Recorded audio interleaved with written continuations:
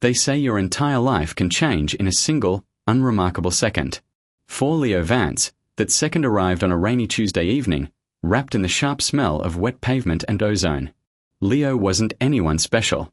He was a regular guy, a genius when it came to fixing complex, high-end computer hardware, but completely flat broke. He ran a struggling, dusty tech repair shop on the dark, forgotten edge of the city, spending his days soldering broken circuit boards and his nights dodging angry phone calls from his landlord. He took any odd job he could get, no matter how strange or dangerous, just to keep the lights on for another week. That was how he found himself standing at the base of the Sterling Towers. The tower was the crown jewel of the city's elite, a massive vertical fortress of glass and chrome that pierced the dark storm clouds like a glowing spear. Leo felt microscopic just looking up at it. He had been tasked with a high-priority delivery, a restored, heavily encrypted vintage data core that belonged to the top floor. The security guards at the lobby checked his bruised knuckles, his worn denim shirt, and his dented metal toolkit with deep suspicion. But his clearance code was valid. They let him pass, guiding him toward the private express elevator reserved strictly for the gods of the corporate world. Inside the elevator, the ascent was so fast it made his ears pop. The walls were made of gold leaf trim and polished mirrors. Looking at his reflection, Leo felt entirely out of place. His clothes were faded, his boots were scuffed, and his hands were stained with motor oil. He tightly gripped the high-tech metallic briefcase containing the data core, waiting for the doors to open. The elevator chimed softly, a sound that smelled like old money and expensive perfume, signaling his arrival at the penthouse suite. When the doors slid open, Leo stepped out into a literal labyrinth. The instructions he had been given by the low-level manager were simple enough. Take the private elevator to the penthouse, turn left, and leave the briefcase on the desk in the master office. But the penthouse wasn't just an apartment. It was a sprawling, multi-level sanctuary. Massive columns of polished black obsidian lined the hallway. Abstract, priceless paintings hung on the walls, illuminated by soft, glowing ambient lights that seemed to float in the air. The silence up here was deafening, broken only by the faint, distant rumble of the thunder outside. Leo checked his old, cracked smartphone. No signal. The heavy security matrix of the building blocked everything. He turned a corner, then another, his boots squeaking quietly against the flawless white marble floor. After 5 minutes of wandering, a cold knot of anxiety twisted in his stomach. He was hopelessly, completely lost in the private home of a billionaire. Eventually, he came across a massive, hand-carved mahogany door. It stood out from the modern glass walls of the rest of the penthouse. Leo approached it slowly, his heart hammering against his ribs. Attached to the dark wood was a heavy gold plaque that read 404. Thinking this must be the master study or the private office mentioned in his delivery slip, Leo reached out. His calloused hand turned the heavy brass handle. To his surprise, the door wasn't locked. It swung inward with a soft, ominous click. The room wasn't an office. It was a sprawling, ultra-luxurious private sanctuary. The air inside was thick, heavy with the intoxicating scent of jasmine, expensive oils, and warm, billowing steam. Leo stepped inside, his eyes widening as his brain frantically tried to process his surroundings. He realized his mistake almost instantly, but his boots felt like they were glued to the floor. The room was a master bathroom, lined with white marble and floor-to-ceiling glass windows that overlooked the glowing neon skyline of the city below. Through the thick, dissipating cloud of white steam stood Vivian Sterling. She was the sole heiress to the Sterling global empire, a woman whose face was plastered on every business magazine and billboard in the country. She had just stepped out of the sunken marble bath. A large, white silk towel was draped loosely around her, caught entirely off guard by the intrusion. For 3 agonizing seconds, the entire universe ground to a complete halt. Time lost all meaning. Leo stood frozen in the doorway, his eyes locking onto hers. In that unfiltered, raw moment, he didn't just see a wealthy socialite or a powerful corporate titan. He saw an ethereal, breathtakingly beautiful woman. Her long, wet platinum blonde hair clung to her shoulders, and her piercing silver-grey eyes widened in absolute, paralyzing shock. The silk towel slipped slightly from her fingers, exposing her completely to the stunned repairman. The shock on Vivian's face lasted for only a heartbeat before it transformed into something terrifying. It wasn't fear or vulnerability. It was a cold, calculating, and absolute fury. Before Leo could even open his mouth to voice an apology, Vivian reacted with lightning speed. She grabbed a dark green silk robe from a heated rack, wrapped it aggressively around her body, and tied it with a furious jerk. She stepped forward, her silver eyes burning through the mist, and slammed her hand down onto a hidden red security button mounted on the marble wall. "You," she whispered, her voice vibrating with a dangerous, icy rage that made Leo's blood run cold, "are going to deeply regret opening that door." Within 60 seconds, the silence of the penthouse was shattered. The heavy mahogany door was kicked open, and two massive corporate security guards in black tactical suits burst into the room. Before Leo could explain, his toolkit was knocked from his hand, sending screws and wires scattering across the floor. He was aggressively thrown to the ground, his face pressed against the cold marble, his arms pinned brutally behind his back. He was dragged out of the bathroom, his boots scuffing against the pristine floors, and shoved into the main study.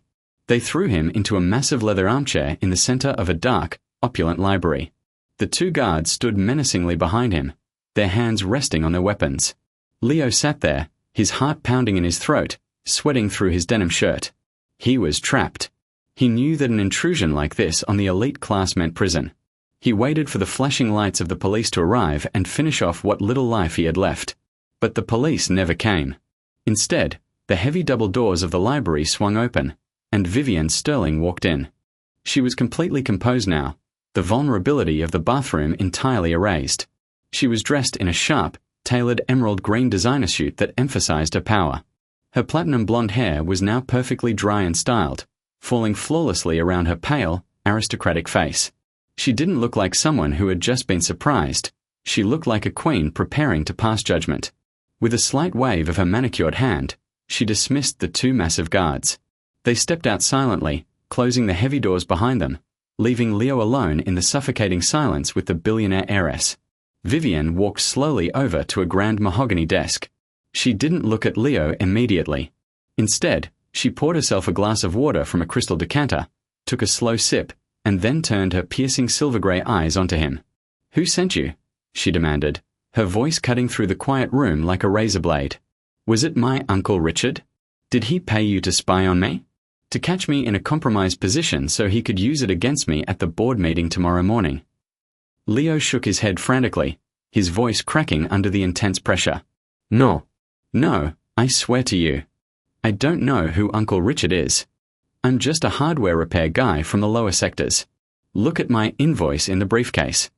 I was just delivering the vintage data core. I took a wrong turn in the hallway, the door wasn't locked, and I thought it was the office. I am so sorry. It was a complete accident." Vivian didn't answer right away. She walked closer, her heels clicking rhythmically against the floor. She leaned against the edge of the desk, studying his face with an intense, analytical gaze. She was looking for a twitch, a lie, a micro-expression of deception. But all she saw in Leo's intense blue eyes was genuine panic and honesty. Slowly, the defensive tension in her sharp shoulders dropped. The fury in her eyes receded, replaced by a strange, quiet, and incredibly dangerous smile. She reached over to her desk, picked up a thin, glowing glass digital tablet, and slid it across the dark wood toward him. "Your story checks out, Leo Vance," she said softly, her voice carrying a sudden, chilling tone of victory. "My security team ran your background. You really are just a nobody. A broke tech technician with zero political ties, zero wealth, and a mountain of debt. And that, Leo, makes you absolutely perfect for me." Leo blinked, completely bewildered, his jaw tightening. "Perfect? Perfect for what? Aren't you going to hand me over to the police? Aren't you going to sue me into oblivion?" Vivian leaned in closer, the intoxicating scent of jasmine filling the small space between them once again. "My grandfather's will is absolute," she explained, her voice dropping to a cold corporate whisper. "To claim the majority shares and full control of the Sterling global empire tomorrow morning, the bylaws state I must be a married woman. If I am single by tomorrow at noon, control of the empire defaults entirely to my corrupt Uncle Richard. He will dismantle everything my family built over 3 generations. Richard has spent months trying to force me to marry one of his corporate puppets to steal my birthright." Vivian stared intensely at Leo. "But today, a random, completely disconnected man broke into my private quarters. The security cameras logged your entry. If the media finds out, it is a massive scandal that destroys my corporate reputation. Unless—" She paused, her piercing silver-grey eyes locking onto his terrified gaze. Unless we tell the world that we have been secretly dating for a year, and that you are actually my fiancé. Leo thought his brain had short-circuited. He stared at her, completely unable to process the words. You want me to marry you? A billionaire. The richest woman in the city. A fake marriage, Vivian corrected sharply, her voice cutting through his shock. A strict, legally binding 1-year contract. I will pay off your shop's debts immediately. I will give you a massive allowance, and exactly $10 million when the year is over. You will get a life of absolute luxury. In exchange, you will play the role of a loyal, deeply in love husband in front of the board, the shareholders, and the relentless media. If you refuse my offer, I press charges right now for corporate espionage, trespass, and voyeurism. My lawyers will ensure you spend the next 10 years in a cold, concrete cell. So, Leo Vance, what is it going to be? The contract, or a prison jumpsuit? Leo looked down at the sleek digital pen on the mahogany desk. He thought about his empty bank account, his past due eviction notices, and his dying business. Then he looked up at the fiercely beautiful, commanding woman standing before him. He took a deep breath, picked up the pen, and signed his life away with a steady hand. The next morning, Leo's old, broken life was completely erased. Before the sun had even fully risen over the city skyline, a team of high-end stylists, master tailors, and aggressive media coaches descended upon the penthouse suite. They threw away his worn denim shirt, cut his messy dark hair into a sharp, sophisticated style, and poured him into a bespoke Italian tuxedo that cost more than his entire hardware repair shop. When Leo looked into the grand golden mirror, he barely recognized the man staring back at him. He looked like royalty, a perfect, wealthy prince fit for a powerful queen. The rough edges of the lower sectors were completely hidden beneath layers of expensive silk and wool. Suddenly, the heavy doors of the dressing room swung open. Vivian walked inside, and Leo's breath caught in his throat. She was a vision of breathtaking perfection, wearing a stunning white, diamond-encrusted wedding gown that shimmered under the chandeliers. Her long platinum blonde hair fell elegantly over her shoulders. She stopped in her tracks and stared at him for a long, silent moment. A rare, genuine flash of surprise crossed her silver-grey eyes. Well, she said softly, stepping closer. She reached up with her soft, manicured hands and gently adjusted his silk bow tie. Her touch was warm, sending a strange jolt through his chest. At least you look the part, Leo. Try not to trip over your own feet out there in front of the cameras, husband. An hour later, they stood behind a heavy velvet curtain at the Sterling Global headquarters. The grand ballroom on the other side was a roaring sea of flashing white lights, shouting journalists, and thousands of clicking cameras. This was the ultimate moment of truth. If Leo made one single mistake, or if his voice shook for a second, the entire multi-billion-dollar empire would crumble into dust. As they stepped onto the massive stage, the noise from the crowd became absolutely deafening. Vivian immediately wore a flawless, graceful smile, her small hand tightly gripping Leo's. Her grip was surprisingly strong, grounding him in the middle of the chaos. Looking out at the front row, Leo spotted a sinister-looking older man with sharp grey hair and a dark grey suit. It was Uncle Richard. His eyes burned with pure malice and hatred as he stared up at them. He knew this sudden engagement was a trick, but he couldn't prove it yet. Vivian stepped up to the silver podium and took the microphone. "Thank you all for coming," she announced, her voice echoing through the massive hall with absolute, unshakable confidence. "I know there have been many rumors regarding my grandfather's inheritance. Today, I am proud to introduce the man who has held my heart in secret for the past year. My fiancé, Leo Vance." The cameras went completely wild, the flashing lights blinding. Leo took a step forward, wrapped his arm tightly around Vivian's waist, looked directly into Uncle Richard's furious eyes, and smiled. "I know I am the luckiest man alive," Leo said into the microphone. "Vivian is my entire world." For a split second, Vivian looked up at him, a genuine look of awe and surprise flickering in her silver eyes before her professional mask returned.